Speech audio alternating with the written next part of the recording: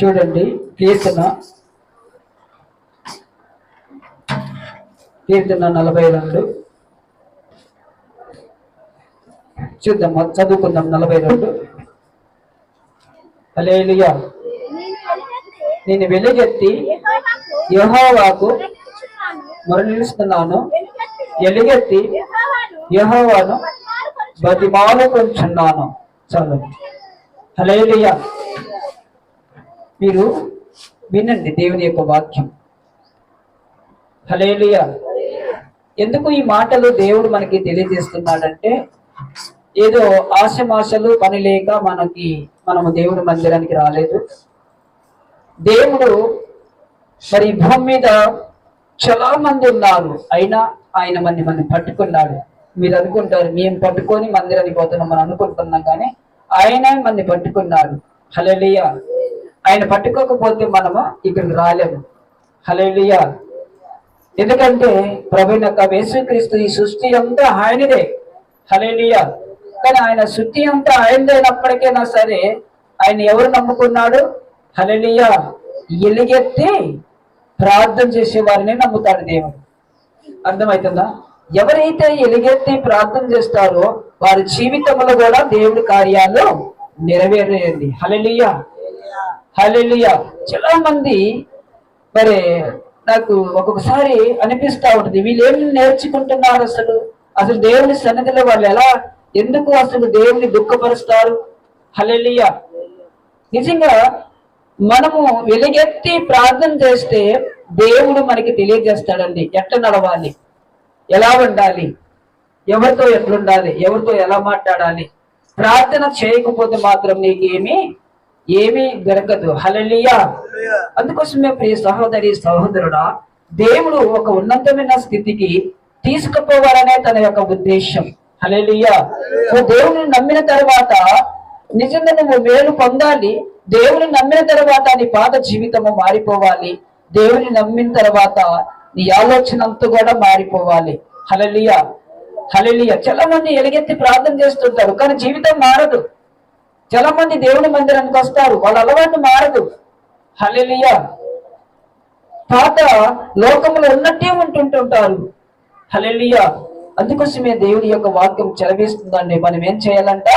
నేను వెలుగెత్తి మొరలాడుస్తున్నాను, ఎలుగెత్తి యెహోవాను చూడండి బతిమాలుకోవాలండి దేవుని సన్నిధిలో. హల్లెలూయా.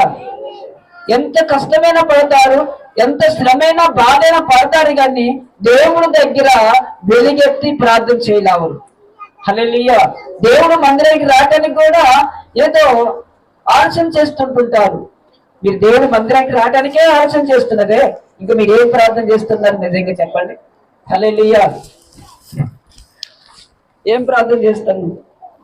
నిజంగా ప్రార్థన చేస్తున్నారా? హల్లెలూయా. ప్రార్థన చేస్తే దేవుడు మనకి తోడుగా ఉంటాడు. ప్రార్థన చేస్తే మనకు ఆరోగ్యం ఇస్తుంటాడు. మనం ప్రార్థన చేస్తే మనం నమ్మిందే కాదు, మనతో పాటు 10 మంది నమ్ముతారు. కొంతమంది కొంచెం నమ్మి కొద్ది దేవుడు తెలియంగానే కదా వాళ్ళ ఆలోచనతోనే నడుస్తారు, వాళ్ళ యొక్క ఉద్దేశంతోనే నడుస్తారు, కానీ దేవుని సేవకుడు చెప్పే మాట అస్సలు వినరండి చాలా మంది. హల్లెలూయా. ఇదే ఈ రోజు నుంచే కాదు. హల్లెలూయా. మన తాతల తండ్రి నుంచి కూడా యేసుక్రీస్తు మాకు తెలుసు. హల్లెలూయా. మేము పుట్టుకతోనే క్రైస్తవులం, మేము బాగానే ప్రార్థన చేస్తాం, ప్రవచనాలు మాట్లాడతాం, లాస్ట్కి ఏం చేస్తాం? మళ్ళీ దేవుడికి విరోధమైన పనులు చేస్తుంటుంటారు. హల్లెలూయా. విరోధమైన పనులు చేస్తుంటారు. ఆ విరోధమైన పనులు చేస్తే దేవుడు ఊరుకునేవాడు అనుకుంటున్నారా? దేవునికి ఇష్టం కాకుండా నడిస్తే ఆయన ఊరుకుంటాడు అనుకుంటున్నావా? నువ్వెంత వెలుగెత్తి ప్రార్థన చేసినా నీ ప్రార్థన నేను విననంటాడు. తెలుసా? నువ్వెవరవో నాకు తెలియదు అంటాడు. ఎన్నోసార్లు హెచ్చరించినప్పటికీ, ఎన్నోసార్లు వ్యాఖ్యానించి గద్దించినప్పటికీ అప్పుడే వింటారు, తర్వాత మనము మళ్ళా మర్చిపోతా ఉంటాం. చూడండి, చలికాలం వస్తే కుక్క అనుకుంటుందంటగా, చలికాలం వచ్చేసింది, మేము చాలోడు కడిగిపోయి ఒక మంచి నేతలేసిన మంచి దుప్పటి నేత వేసుకొని రావాలి. ఇప్పుడంటే కంప్యూటర్ అండి. హల్లెలూయా. ఇంతకు ముందు మన తాతల తండ్రుల కాలంలో నేత. హల్లెలూయా. ఇప్పుడు వేసుకునే డ్రెస్సులు కానీ మనం వేసుకునే ఎంత కంప్యూటర్తోనే తయారవుతున్నాయి, కరెంటుతో తయారవుతున్నాయి. అవి వేసుకున్నా కొద్ది మన శరీరాలు కూడా వేడి వస్తూ ఉంటది. ఇంతకుముందు నేత నేసిన చీరలు కానీ నేత నేసిన మరి బట్టలు ఏదైనా సరే ఇవి మంచిగా చల్లదనంగా ఉండేది. హల్లెలూయా. ఇప్పుడు అంతా టెక్నాలజీ పెరిగిపోయింది. అది అనుకుందంట, అనుకొని రోజు అనుకుంటుందంట. హల్లెలూయా. ఏమనుకుంటుంది? చలికాలం వచ్చింది, ఇక నేను వెళ్ళి సారుడికి అడిగిపోయి రూపాయో భయానిచ్చి రావాలి. అప్పుడు ఎంత అండి చీరలు? నేత నేసిన చీరలు ఎంత మీకు గుర్తుందా? నేత చీరలు కట్టుకున్న వాళ్ళు. ఇప్పుడంటే పాలిష్ చీరలు, మంచి నాణ్యతమైన చీరలు కట్టుకుంటున్నారు ఇప్పుడు. హల్లెలూయా. ఇప్పుడు నేత నేసిన చీరలు కూడా కట్టుకున్న వాళ్ళు కూడా మర్చిపోయారు దాని విలువేంటో. కొంతమంది యేసయ్య చేసిన మేలు కూడా అట్నే మర్చిపోతుంటారండి. హల్లెలూయా. అది అనుకుంటుందంట, చక్కగా అనుకుంటుందంట. హల్లెలూయా. అనుకుంటూనే రోజులు అయిపోయినాయి. మళ్ళీ ఎండాకాలం వచ్చేసింది. అబ్బాయ్య నేను బ్రతికిపోయినాను. హల్లెలూయా. మళ్ళా నీళ్ళ చోటుకి అది పరిగెత్తుకుంటూ పోతా ఉంటది కదా. హల్లెలూయా. చల్లదనం ఎక్కడ ఉంటే అక్కడే ఉంటా ఉంటది. అది కాదండి, అలాంటి జీవితం దేవుడు నీకు ఈలే. ఒక్క బ్రతుకు లాంటి దేవుని నీకు ఈలే. మంచి బ్రతుకుని దేవుడు ఇచ్చిండండి. హల్లెలూయా. మంచి ఆలోచన ఇచ్చిండు, అందరిని ఇచ్చాడు, రూపాన్ని ఇచ్చిన్నాడు. నీకు కావలసిన సహకారం అంతా కూడా దేవుడు అనుగ్రహించిన్నాడు. హల్లెలూయా. ఆయన చేసినది ఏది ఒకటి కూడా మర్చిపోకుండా ఎవరైతే ఉంటారో వాళ్ళ జీవితంలో దేవుడి యొక్క కార్యాలు చూస్తామంటామండి. ఈ భూమి మీద కార్యాలు చూస్తాం, పరలోకంలో కూడా కార్యాలు చూస్తామంటాం. హల్లెలూయా. హల్లెలూయా. అనుకుంటా నేను ఎలుగెత్తాను, ప్రార్థన చేశాను, నేను మందిరానికి పోతాను అనుకుంటున్నారు కదా. అంతే తెలుసు కదా. అవసరమైతే దేవుని షాకు లేదని చెప్పినప్పుడు ఆ మాట లోపడుతున్నాం అది అనుకుంటారు, కానీ వాక్యం మాత్రము పక్కన పెట్టేస్తుంటారు. దేవుని శావుకులు చెప్పిన మాట మాత్రం మర్చిపోతుంటారు. హల్లెలూయా. అది ఎవరైతే వినయం కలిగి ప్రార్థన చేస్తుంటారో దేవుని యొక్క కృప వారి మీద విస్తరించదండి. అందుకోసమే ఈ బైబిల్లో కూడా మరి ఎందుకు ఇంతమంది కోట్ల మంది ప్రజలు ఈ భూమి మీద ఆనాడు ఈ రోజు కూడా ప్రజలు పెరుగుతున్నారు కానీ తగ్గటలు. కానీ ఆనాడు ప్రజలు దేవుని నమ్ముకొని వారు వాక్యానుసారంగా జీవించడం వల్ల వాళ్ళ పేర్లు ఏమై ఉన్నాయంటే బైబిల్లో దావీదు అనే మాట ఉన్నది. హల్లెలూయా. యోషువ అనే మాట ఉన్నది. ఎందుకున్నది చెప్పండి? హల్లెలూయా. హల్లెలూయా. వాళ్ళలో ఒక ప్రత్యక్షత అనేది ఉన్నది దేవుని నమ్ముకున్న తర్వాత. మీలో ప్రత్యక్షత ఉందా దేవుని నమ్ముకున్న తర్వాత? ఉన్నదా? మాటించి తప్పిపోవచ్చా? రక్షణ తీసుకున్న తర్వాత వాళ్ళ లోకానుసారంగా చేయొచ్చా? వారు అలా చేయలేదండి. అన్న అలా చేయలేదు. హల్లెలూయా. ఆమెకు పిల్లలు లేని సమయంలో ప్రార్థించినప్పుడు అన్న ఏస్తుంటే అన్న ప్రార్థన దేవుడు మరి ఆలకించి ఆ పిల్లలను కూడా దేవుడు తీసుకొచ్చిన్నాడండి. హల్లెలూయా. ఒక్కొక్క సమయంలో చూడండి, పిల్లల్ని కిడ్నాప్ చేసినప్పుడు కొంతమంది పిల్లలు దొరకరండి. అసలే తప్పిపోయారంటే కథం అయిపోయింది అనుకోవటమే. హల్లెలూయా. కానీ అన్న జీవితంలో నెరవేర్చుకోగలిగింది. హల్లెలూయా. హల్లెలూయా. ఈ రోజులలో కూడా చాలా మంది క్రైస్తవులు తన బిడ్డలోకి ఏదైనా అపాయం వచ్చినప్పుడు ప్రార్థన చేస్తే దేవుని యొక్క మహిమ వారి మీదకి దిగి వచ్చిందండి. హల్లెలూయా. హల్లెలూయా. అందుకోసమే దేవుని యొక్క వాక్యం చదివిస్తుందండి. మనము చాలా జాగ్రత్తగా ఉండాలి. అమ్మ చింతకుర్తి నుంచి వచ్చావు మా తల్లి బంగారం. హల్లెలూయా. విన్ను బాగిను దేవుని యొక్క వాక్యం విను. హల్లెలూయా. హల్లెలూయా.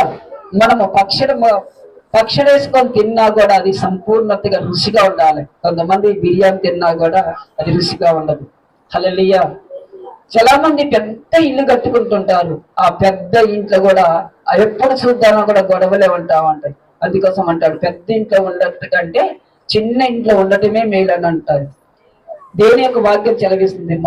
మటను చికెన్ తినేదానికంటే ఆకుకూరల భోజనం తినడమే మంచిదంట. హల్లెలూయా.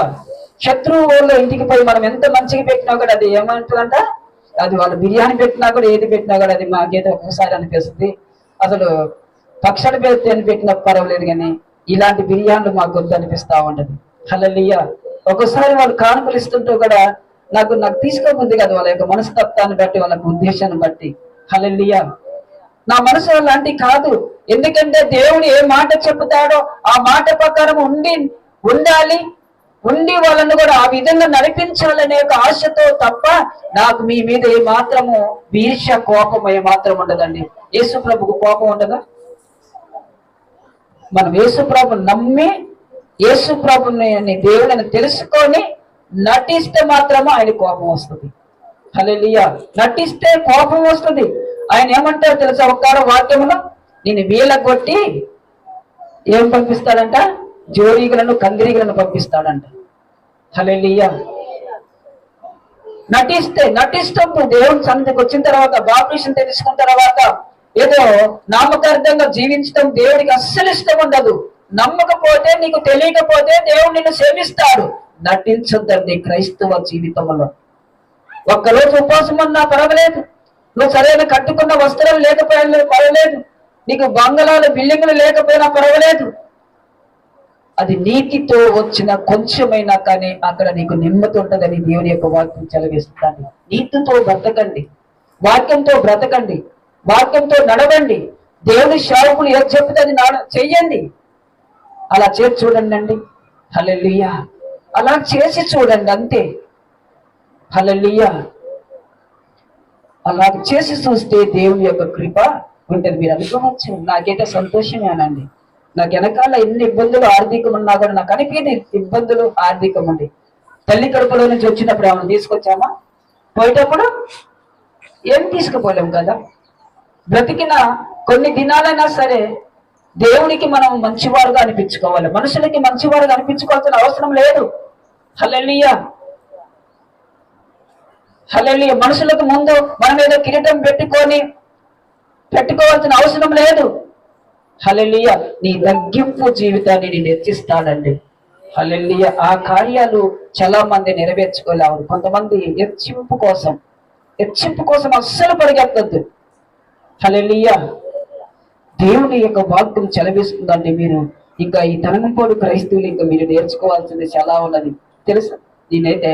నేనెందుకు నేను చెబుతున్నానంటే మిమ్మల్ని తక్కువ చేసి నేను ఎక్కువ కావాలని కాదండి. ప్రత్యక్షత ఉంటుందండి దేవుని యొక్క వాక్యం. అపోస్తుల యొక్క మాటలో చాలా ప్రత్యక్షమైన ఉంటా ఉంటది. హల్లెలూయా. మాకు రక్షణ ఇచ్చిన దేవుని సేవకుడు వెదట నేను కుర్చీలు కూడా కూకోలేవు. నా ఆత్మ గద్దిస్తుంది, నిజము. హల్లెలూయా. వాళ్ళు కూకోమన్నా కూడా కూకోను అసలు. ఇప్పుడు కూడా అంటారు, ఎప్పుడైనా వెళితే ఆంధ్రే పాస్టర్ గారు చాలా జాగ్రత్తగా ఉంటారు.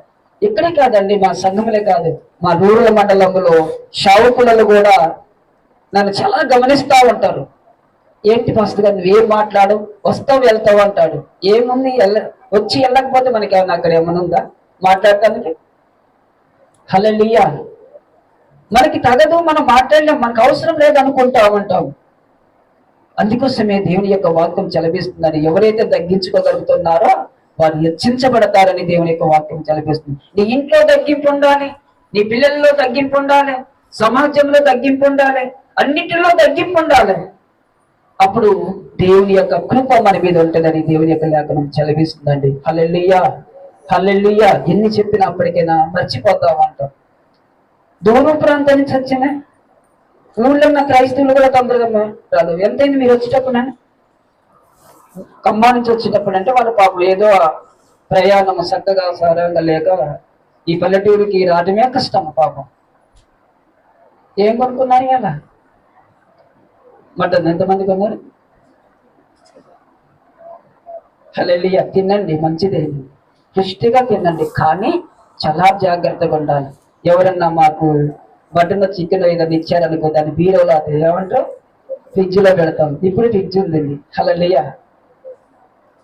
దానికోసం మేము అసలు ఎదురు చూడము. బైబుల్లో ఉంది ఆదివారం మనము వ్యాపారం చేయకూడదని ఉంది తెలుసు. వ్యాపారం చేయకూడదండి, కొనుక్కోకూడదు. దేవుని యొక్క వాక్యంలో మిగతా కాలంలో తినకూడదు.